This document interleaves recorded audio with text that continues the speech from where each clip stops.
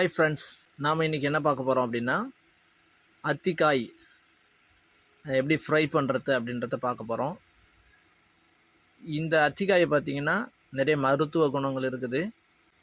பார்த்திங்கன்னா இந்த அத்திக்காயை எப்படி க்ளீன் பண்ணுறதுன்னு பாருங்கள்.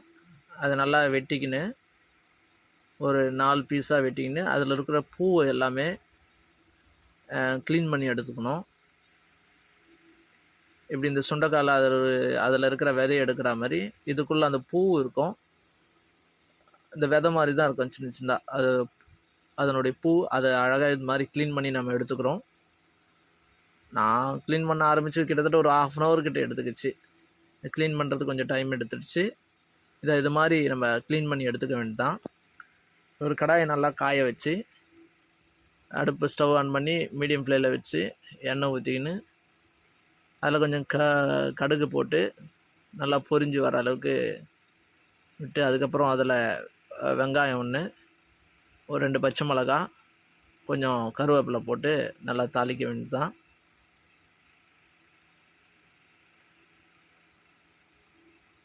அது நல்லா பொன்னிறமான ஒன்று. அது கூட கொஞ்சம் ஒரு தக்காளி போட்டு அதை நல்லா ஃப்ரை பண்ணிக்கலாம். அதுக்கப்புறம் அதுக்கு தேவையான மசாலா, மஞ்சள் தூள், மிளகாய்த்தூள், குழம்பு மிளகாய்த்தூள் இதை போட்டு நல்லா ஃப்ரை பண்ணிவிட்டு நம்ம க்ளீன் பண்ணி வச்சுருக்கிற இந்த அத்திக்காயை அதில் போட்டு ஃப்ரை பண்ணிவிட்டு ஒரு 5 to 10 minutes மீடியம் ஃப்ளேம்லேயே கொஞ்சம் அப்படியே நம்ம வேக அடித்தோம் அப்படின்னா, கொஞ்சம் அதுக்கு தேவையான சிறிதளவு தண்ணி ஊற்றி வேக அடித்தோம்னா நமக்கு தேவையான அத்திக்காய் ஃப்ரை ரெடி ஆகிடுச்சு. இதை நம்ம பீர்க்கங்காய் செய்கிற மாதிரி, புடலங்காய் செய்கிற மாதிரி துவரம் பருப்பு, சிறுபருப்பு போட்டும் வேக அடித்து செய்யலாம். அதுவும் நல்லாயிருக்கும்.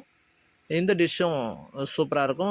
உங்கள் வீட்லேயும் செஞ்சு பாருங்கள். இது உடலுக்கு மிகவும் ஆரோக்கியமான ஒன்றாக இருக்கிறதுனால இதை நீங்கள் வீட்டில் ட்ரை பண்ணி பாருங்கள். அத்திக்காயோ உங்கள் சந்தைகளில் கிடைக்கலாம். நியர்பை கிராமங்களில் இருக்கிறவர்களுக்கும் நியர்பையில் அத்தி மரம் இருக்கும். அதை நீங்கள் பயன்படுத்தி கொள்ளுங்கள்.